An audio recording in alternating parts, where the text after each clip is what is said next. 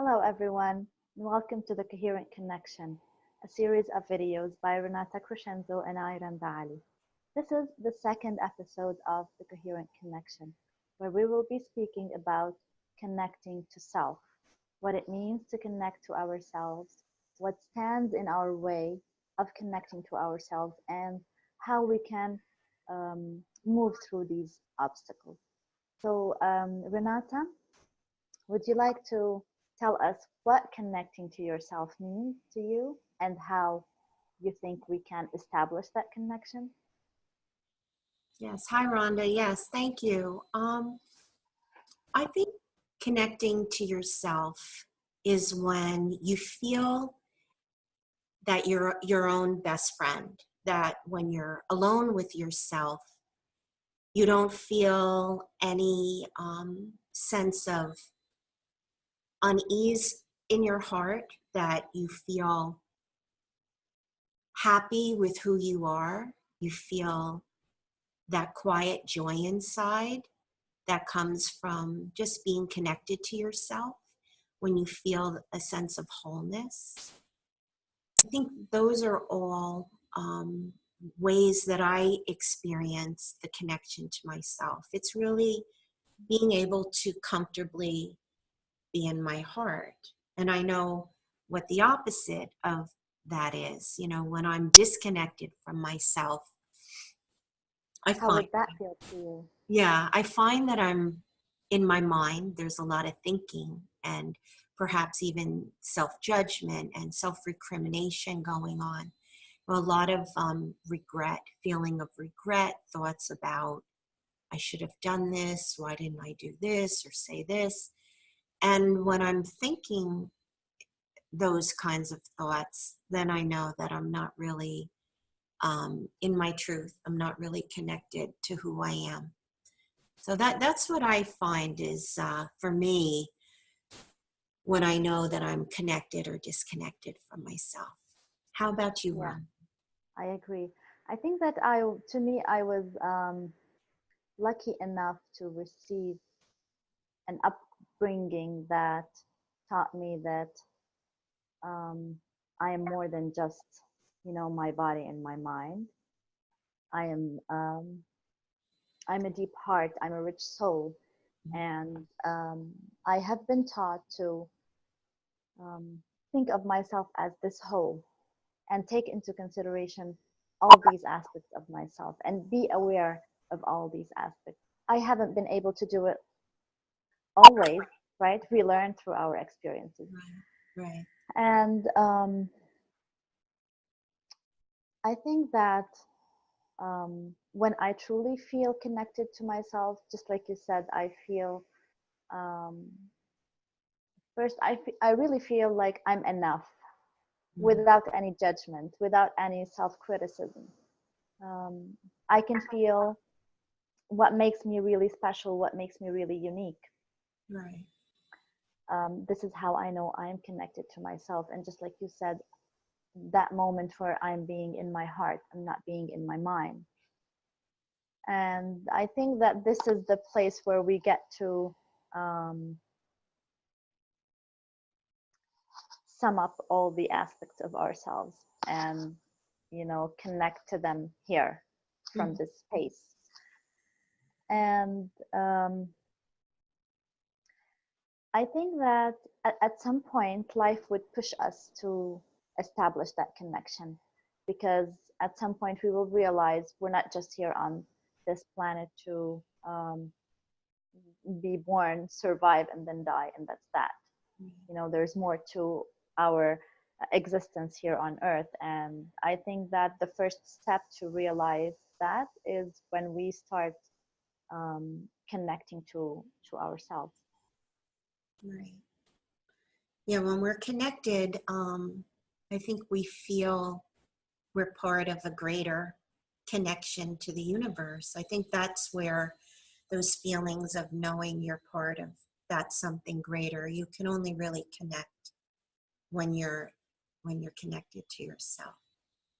Yeah, and I know that we sound a little bit romantic or poetic, Or but it is not. philosophical. Very Yes, skeptical but about. it is really not that. It's not all sunshine, connecting to ourselves, because at some point we have to dig deep and get our hands dirty, and face what we are not wanting to face, what we are wanting to hide from, what we cannot conceive that is really part um, of ourselves, but still, because we are committed to that journey of connecting to ourselves, what other way can we do that if not through these, um, I don't want to call them obstacles, really they're not, because they are a part of you that you have to um, have a big heart, really have a big heart to um, accept first, and then to move past. Yeah. Yeah. Sometimes when we experience life's disappointments and we experience pain, or we're at crossroads in our lives where we're making choices and decisions. And, I think of my past, so many, I'm not going to say so many, but there have been a number of decisions that I've made, or choices and paths I've taken, that when I look back, I say, if I were stronger or wiser, or had more capacity for patience or understanding, if I were in a more evolved place in myself, that I wouldn't have taken that path, or I wouldn't have made that choice or decision. And how, those um, paths we can sometimes look back on, or even just hold in our idea of ourselves, that we feel regret and we feel disappointed in ourselves, and um, even won't forgive ourselves for those choices. And I find that it's those types of regrets or self-judgment that really blocks us from our heart. We may not even recognize that we may be living with um, a sense of even unworthiness as a result of decisions and choices we made, that we feel we were weak. And we hold these feelings in our hearts, and there are sometimes situations that come up in our lives that bring this to consciousness, that reopen those wounds. And maybe at a new choice point where we're faced with the same situation, maybe on a higher level, but how we can really see that these areas in our lives where we haven't forgiven ourselves can really block us from moving forward in our lives. And I think that's part of um, being connected to ourselves, is to, when we find these places in ourselves that we're blocked, where we don't have our self-love and compassion, where we don't have that easy, clear relationship with ourselves, of loving ourselves in spite of our failings or imperfections, um, it limits us in a certain way. Yeah, I agree. Yeah. I agree. And I think that we um, should start from a place of getting to know ourselves more. What are our weaknesses? What are our strengths? And um, working on these, but not from a place of wanting to be perfect, because um, no one really is perfect.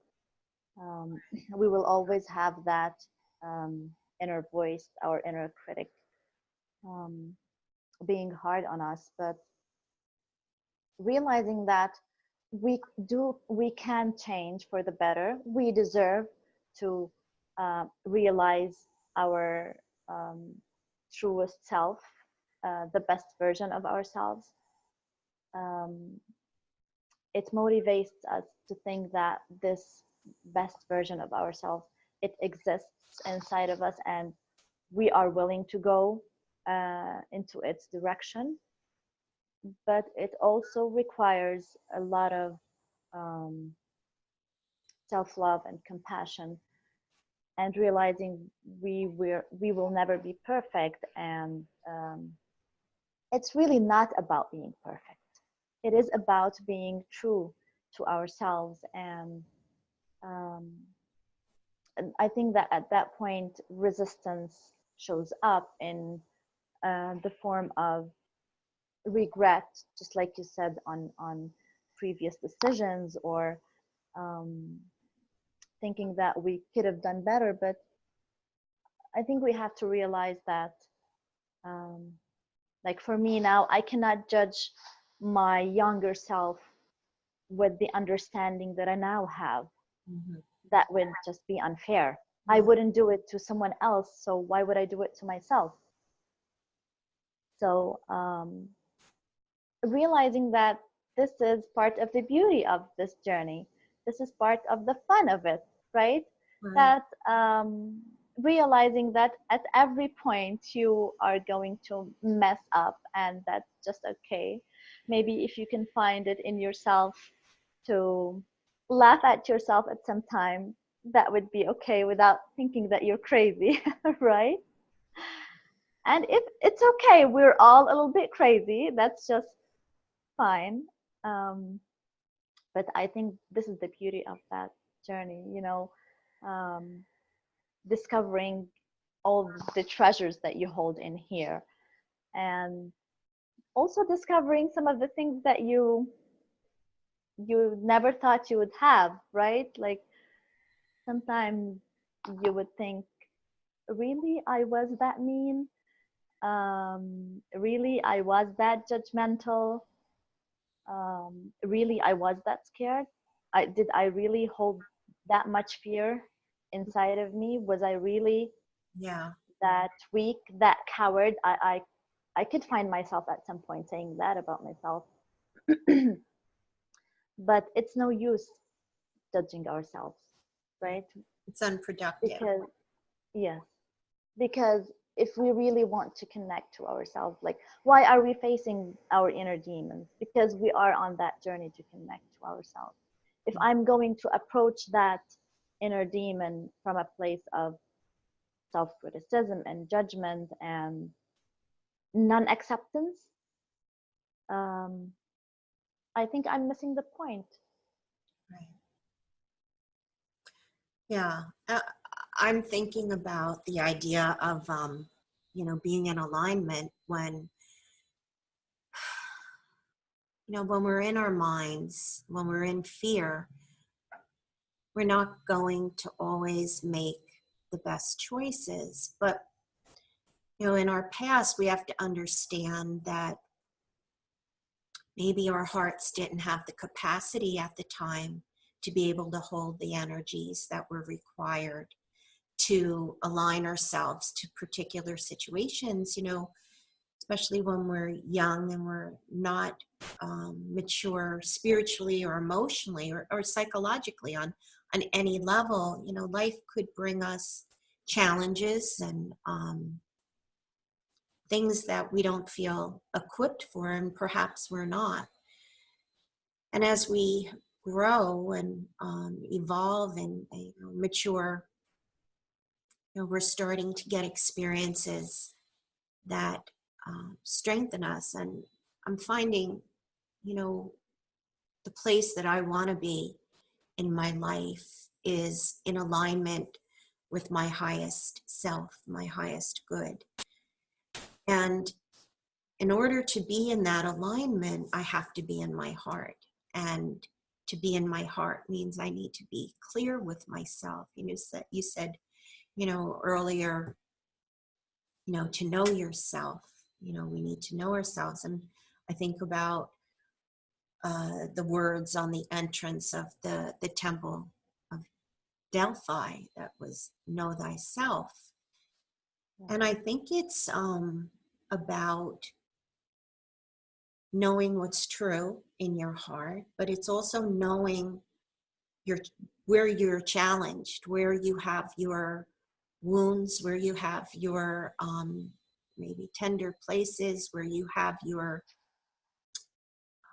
triggers, knowing those things about yourself that have taken you on a lower path in the past, knowing where they are, and know that life is going to bring you these challenges, or you could say opportunities, to align yourself in a way that perhaps you weren't able to at one point. It's the spiral of life, how life keeps bringing you back the same lessons, the same experiences, the same challenges, the same opportunities at different points in your life to take a new path, to take a path that is more in alignment with the greater part of you, who you really are. And as I said, I think that we can only have that alignment when we're first in our hearts, feeling the truth of who we are, and then aligning our minds and our faith to be able to make the choice that's in alignment with what's in our heart. And it can be very difficult. We've had years of a pattern of recycling, recapitulating, um, Living. revisiting the Yeah. same path, the same pattern, and to let it go and find a new way of being is really where we, if we're following it from our heart, that's where we make that connection. I think that's part of connecting, is honoring what our heart wants and the truth that's in our heart and what's in alignment for our highest good. I agree. And, like you said, this spiral of life, repeating the lessons for us until we have healed them. Sometimes we don't find it in ourselves to realize what the lesson is, or what am I supposed to learn here? What is required from me to move past this experience? But I think that holding the intention inside your heart to be open for the healing, however it would come, I think that would um, at some point put us on the right track towards healing. And I think it gets a little bit uncomfortable when we are faced with the need to forgive ourselves. I think this is one of the um, hardest obstacles in connecting to ourselves, is sometimes we're not able to forgive ourselves. Sometimes we're not even aware that this is what is required at that point, Yeah. so that the healing would occur, that we need to forgive ourselves in order for that healing to happen. Yeah. Sometimes it's easier to forgive other people, but when you're the person who's hurt someone else because of your choices and have been, that instrument of pain to another, and we look back on it, maybe at the time we didn't realize how our choice was going to affect the other, or perhaps didn't care at the time, if we were so in our minds that we're so self-involved, not thinking about the effects of our actions. That's part of I think the most difficult part of self-recrimination, is how we've hurt someone else. It's one thing to make a choice for our lives that takes us down a certain path, but when our choices affect others, that's where I think we often have difficulty forgiving ourselves. But I think that ultimately, everything aligns, everything works out as it should. And we always have an opportunity to find a new higher path. We think that sometimes the decisions we've made early on are going to, in a way, mark us for life, that this was my one choice that I took the wrong path on, and now I am eternally doomed and will never have the great life I could have had if I picked this other path. And I think that is very limiting. It's not true. No, we know that at any point in our path, that when we're aligned, that new opportunities and new paths come to us. It's like the universe rearranges itself. I just read something on Facebook this morning that spoke about the idea that it doesn't even really matter what path you've taken, as long as you're making a choice and you're in your heart with it. I think that's the key. Are we taking a path and feeling bad about the choice that we've made and don't fully embrace it? Or do we make a choice and trust that the path that we've chosen, whether we're at our most highest evolved self or wherever we're at, that it's a good path, and we can make it a good path with our alignment, with being in our hearts and in self-love and forgiveness, and go with it. So yeah. Oh, absolutely. And Okay. so I want to revisit the idea of self-forgiveness. And I want to say that it requires that we be brutally honest with ourselves. And we are not to take it lightly. It's not like we are going now to hurt someone and then the next day we forgive ourselves like nothing has happened. We have to hold ourselves accountable. We have to learn the lesson from that experience so that we are really able to um, truly forgive ourselves. And um, it's when we learn that lesson that we elevate to the next level of consciousness in ourselves.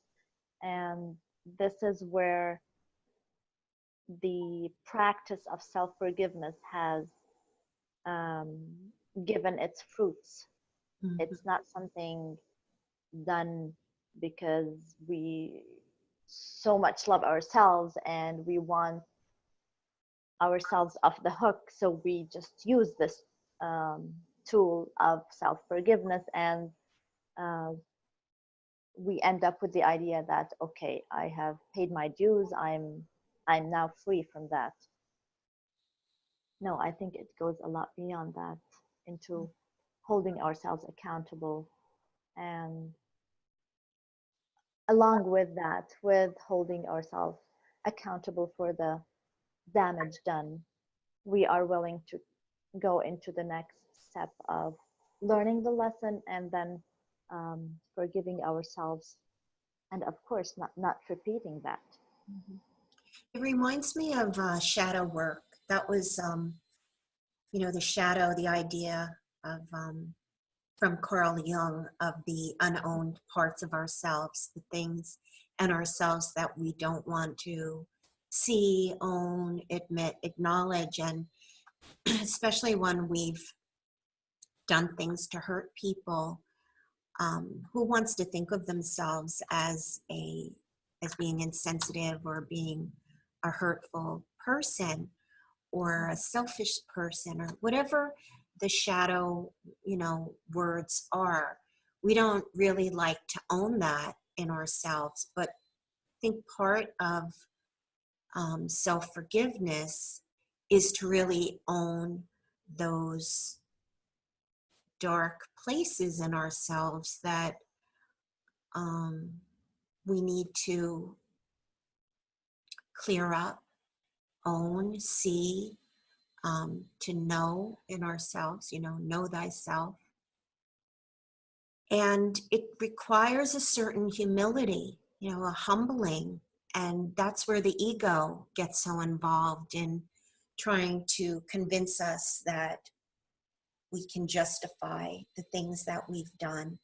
And those mental justifications, I think, are the things that cut us off again from our heart, where we rationalize why we did something, justify it to hold our position, rather than just acknowledging where we truly were in a situation, that we were um, in fear, or we were in um, selfishness, or whatever, weak. We could say we were weak, and judge that. And if we can own those things and look at those parts of us that we don't want to own and say, yes, this is in me, I think then that self-forgiveness allows us to become much more forgiving of other people and those things in them that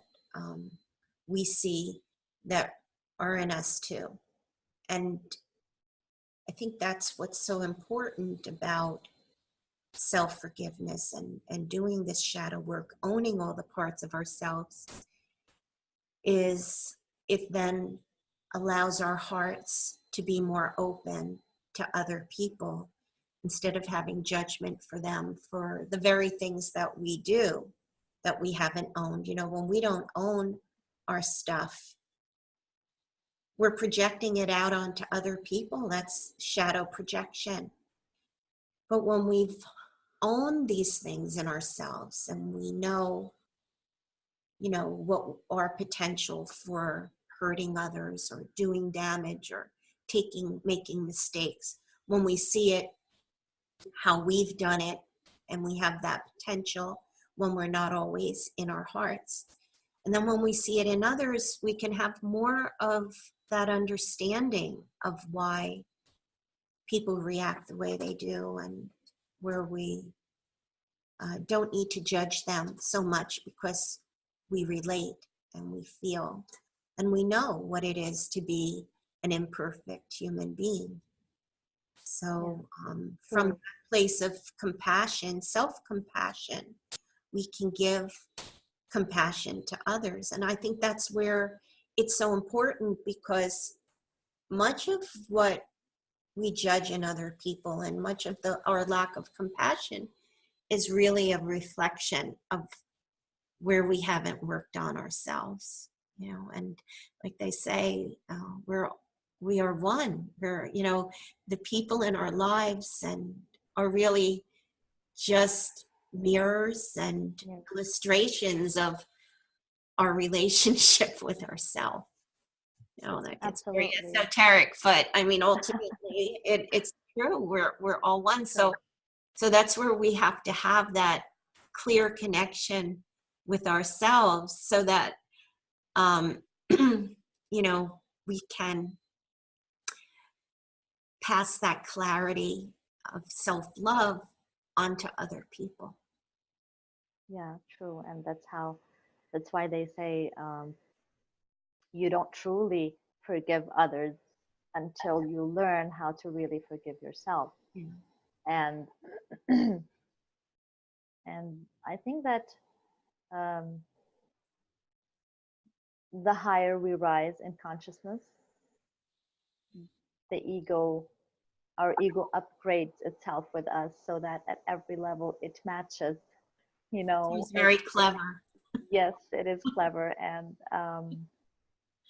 it is a good match for that battle happening on every level, right? So it is always there. You don't just detach yourself from it, or you don't just demolish ego. It's always going to be there. You just get stronger in discerning where this is coming from, if it's coming from my ego or it's coming from my heart. And I think this is one of the superpowers of connecting really to oneself, when you are at this point where you can truly discern where this is coming from, if it's coming from your ego or from your heart.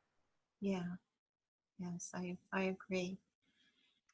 So this has been really juicy Yeah. and very flowing. I really enjoyed this. I hope our audience would enjoy it as much. And next time we will be talking to them about connecting to others. Yes. Well, I've enjoyed it too, Rhonda. Thank you so much. And yeah, just sharing this with you even just gives me more clarity on, where I am with myself and in my own heart. And, yeah, I appreciate this time that we're sharing together and feeling your Thank heart you. and my heart too. So I thank you. appreciate you as well. Thank you. And until we meet again later. Namaste and thank you, everyone. Oh, Bye bye. thank you. Bye bye.